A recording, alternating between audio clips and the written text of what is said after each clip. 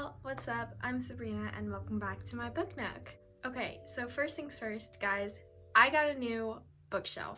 I got a new bookcase. Went to IKEA yesterday, assembled that myself. I built it myself. I'm not going to show the bookcase just because I hate how it looks right now because it's really empty, because as you can tell, like, I still have my books on my bookshelf, so it is really empty, so I don't want to show it right now because I hate the looks of empty bookcases. But essentially I just put all my overflow books on there. Like in my last video you could probably see, like, I had like 5 books stacked on top of there, so I just moved those into the bookcase. I have like stacks of books around my room, so I just moved those into the bookcase. I'm not gonna give a bookcase tour like yet. I'm actually gonna get another bookcase as well. My sister's, because she's gonna be leaving soon, so I'm gonna be taking some of her furniture, or I might be moving into her room. I don't know yet. So the bookcase tour is gonna have to wait for like a couple videos because I really don't know what's going on yet. I don't know if I'm gonna keep my room. I don't know if I'm gonna move my room. I don't know if I'm just taking some of her furniture. Like, I don't know what's going on. But point is, she has a full bookcase, like full of books that I'm going to get, and then I really want to decorate those two as well. So we're just gonna have to wait, you know, we're just gonna have to be patient and wait, and then I promise I will finally upload a new bookcase tour. Essentially, I got a new bookcase. I'm also getting my sister's old one, which is like kind of twice the size of mine right now. I still have to decorate it. Also, like I mentioned, I put together my bookcase, but I put it together wrong. One of the shelves does not have like a wooden peg to connect it to because I accidentally hammered in the wooden peg somewhere it was not supposed to go. So if it collapses, oh well. Moving on to the actual video. So today I'm going to be doing another book versus movie comparison. So today we're going to be comparing Emma by Jane Austen versus Emma, the 2020 movie. So the newest version starring Anya Taylor-Joy, who I love. This has been a video I've been wanting to make for a while, but I put it off. Why? Because it took me nearly 2 months alone to read this book. However, I still love this book. I adored it. I thought it was awesome, but you know, it is still a classic, so I'm a very slow reader when it comes to classics. It took me about 6 months to read Jane Eyre, which was my first classic. It took me 6 months because I put it off for 5 months, and I've only read like 3 classics. This is my 3rd one. I read Wuthering Heights actually pretty fast. I read that in about like, I think 1 to 2 weeks. That's the fastest I've ever read a classic. But yeah, anyways, Emma took me about 2 months to finish, and then right after I finished the book, I watched the movie like 3 times in a row. Today I'm going to be doing comparison of the two. I know there are other movie versions or TV show versions or something. Frankly, I don't care about the other versions because the other versions don't have Anya Taylor-Joy in them. So I don't really care. I didn't watch them. So I'm just going to be comparing the book to the 2020 movie version, okay? So let's get into the video. Okay, so first we're going to start off by talking about the book because I read the book first. This book wasn't actually like the first version of Emma I had actually seen. The first version of Emma I had seen was Clueless, which is actually a retelling of Emma. I had no idea until I looked it up, and then when I was reading I was like, huh, this is a lot like Clueless, huh? I guess Clueless is an Emma retelling. But honestly, watching Clueless first was kind of helpful because this book is mainly like fancy old English dialogue. So it was a bit confusing, but if I was confused, I was able to just like match it up to the following part from Clueless. So it was kind of helpful that way. But anyways, I absolutely adored this book. It took me by surprise, I have to say. I didn't expect it to be so like clever and witty and funny. I didn't expect this book to be funny, but it really was. It was kind of like reading a snarky narrator commenting on 1800s England high-class society people. It was really funny. All the characters in this book are absolutely hilarious as well. And even though they're funny and comedic, they're not two-dimensional, which is often what happens when you read a book with like comedic characters. They're often 2D. They're often demoted into like a single thing, and their sole purpose is to make you laugh. But the characters in here are also kind of well fleshed out as well as being funny. For example, we know Emma is arrogant and selfish to a fault, and we know that she is a very flawed character, but you still get to see these other sides of her. You get to see the lonely side of her that really just wants a companion that she finds in Harriet, or the caring side of her that cares for her dad. When she talks to Mr. Knightley and she's like, I won't marry you, I can't leave my dad. Oh, I forgot to mention, this video has spoilers. I feel like that should be a given though, so sorry for mentioning it, it's like I just forgot. But yeah, anyways, spoilers. Emma is not simply a 2D character. None of these characters in the books are. They all have some sort of depth to them, which I really loved because, you know, they're all sort of flawed in their own way, but they're just hilarious. Also, I think it was funny how Jane wrote a character called Jane and she made her like this perfect, beautiful, intelligent character. Like, okay, Jane, I see you. I see you. And I'm pretty sure she did this in Pride and Prejudice as well, which I'm currently about to start reading. Now, this book is mostly dialogue, I would say, and it felt very long. It's not very long, but it felt very long. However, when you finish the book and you reflect back on these conversations that sort of felt useless at the time, I think they were just like nice little glimpses into what life was like in Highbury, into these relationships between these like fancy schmancy English people. This book also does talk a little bit about classism and a little bit about sexism, which I was pleasantly surprised by. I didn't expect the book to be like this progressive-ish, I guess. For example, there's the whole Mr. Martin being poor situation, so Harriet can't marry him, and then there's the whole Mr. Elton dissing Harriet because she's a lower class than him. And then there's Emma's comment towards Miss Bates, even though Miss Bates is poor and Emma's obviously not. And then there's the whole Frank and Jane situation where Frank can't marry her because she's poor. And then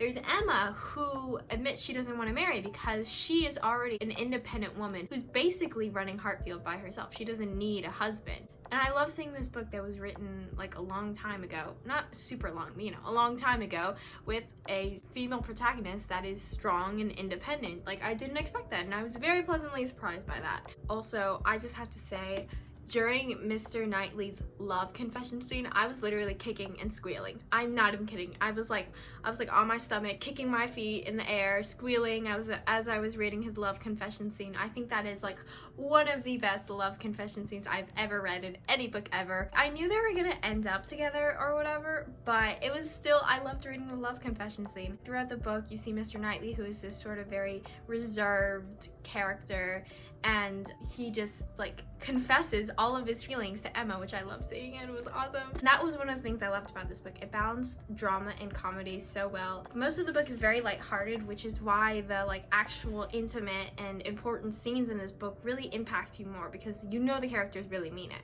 Okay, so let's move on to talking about the movie.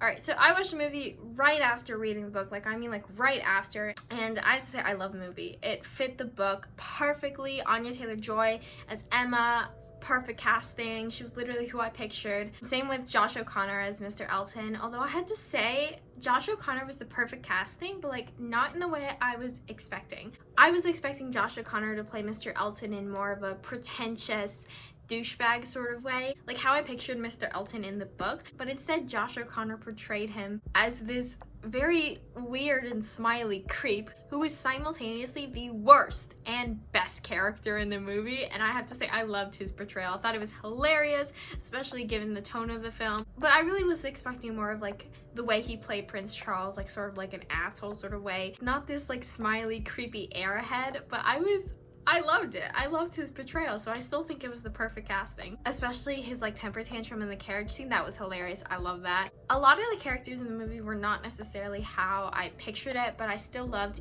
all of their portrayals. For example, Johnny Flynn as Mr. Knightley. I definitely didn't picture Mr. Knightley as a blonde, and I definitely didn't picture him as Johnny Flynn, but I loved his portrayal of Mr. Knightley in the movie. I loved it so much, especially like the proposal scene when they're in Emma's living or drawing room or something. That proposal scene, I would have watched it like a billion times at this point. I'm not even kidding. Also, their ballroom dance scene, oh, I have also watched that like a billion times. They were not wearing gloves, y'all. Emma and Mr. Knightley were the only ones dancing not wearing gloves. I repeat, not wearing gloves. Also, Mr. Martin and Mrs. Elton were both portrayed by actors who were on Sex Ed. I couldn't take their characters seriously, I'm sorry. The guy who plays Adam in Sex Ed was playing Mr. Martin, and I got so confused when I saw him, and I was like, wait a second, that's Adam. I cannot see him as anyone else, I'm sorry. Same with the actress who played Mrs. Elton. She plays, I think, Lily on Sex Ed. Can't see them same. I just couldn't take them seriously. But I mean, I still love the way she portrayed Mrs. Elton. I thought it fit perfectly with how she's portrayed in the book. She's just sort of this really like, I don't want to say this, but kind of like a pick-me, but in like 1800s England, high-class society sort of way. Does that even make sense? I don't know. Kind of, yeah. That's how I would describe Mrs. Elton and her character. I definitely loved how this movie leaned into the comedy aspect. You know, the book is very much a comedy, and the movie decided to honor that. And I've heard that the other adaptations of Emma had leaned more on the drama side, which I guess could be cool, but I thought this movie was hilarious. And I know I'm just like listing everything I loved about this movie, but I did love this movie. I also loved Anya Taylor-Joy's portrayal of Emma. She portrays her as this arrogant, selfish, overconfident version, right?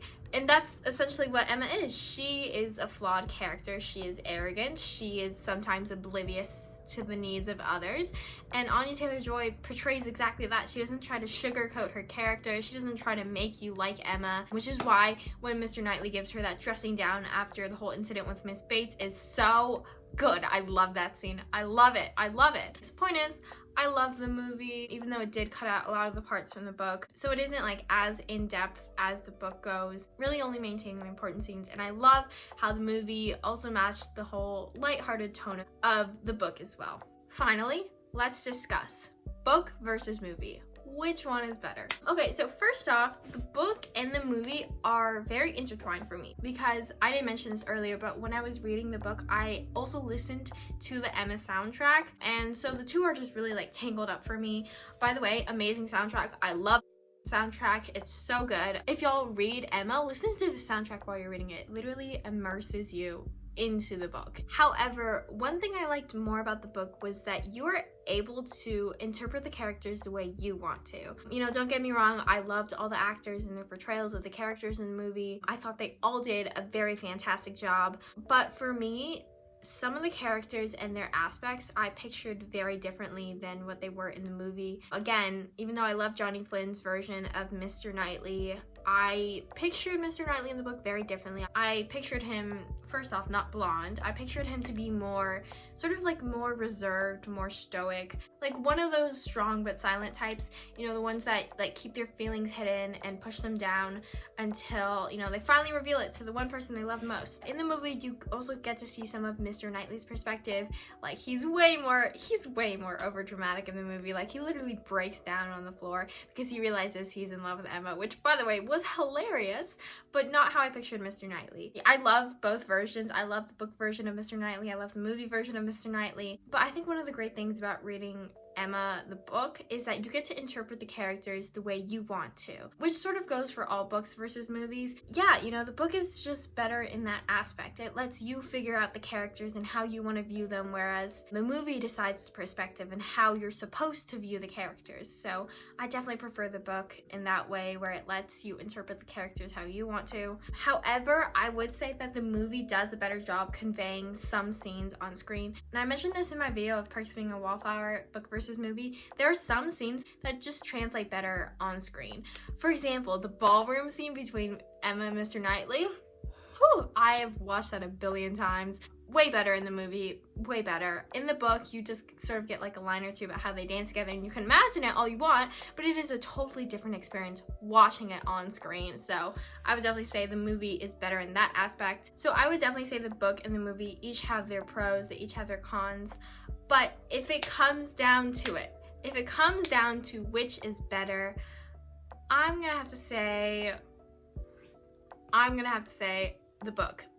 The book was better than movie. And it comes down to one thing. It comes down to one tiny sliver of a thing. And that tiny sliver is the love confession scene. In the book, best love confession scene ever. I don't think I've ever read another love confession scene that tops this. I was kicking, squealing, screaming, crying, I don't know, all of that while reading the love confession scene. It was so romantic and it was so perfect. It's everything you want in a love confession scene. Best one ever written. You know, Mr. Knightley, who's been so reserved, and you think that he hates Emma and he's in love with Harriet or whatever, or he only sees Emma as a friend, and then bam, he confesses, Emma, I'm in love with you. I've always been in love with you, blah, blah, blah, blah. And you're like, oh my God, Mr. Knightley, he's finally revealing his feelings. And then in the movie, it starts off the same way. It starts off the whole, oh my God, Mr. Knightley's finally gonna reveal his feelings. And then it takes more of a comedic turn. They make Emma have a nosebleed during the scene, and the scene turns from romantic and dramatic to comedic.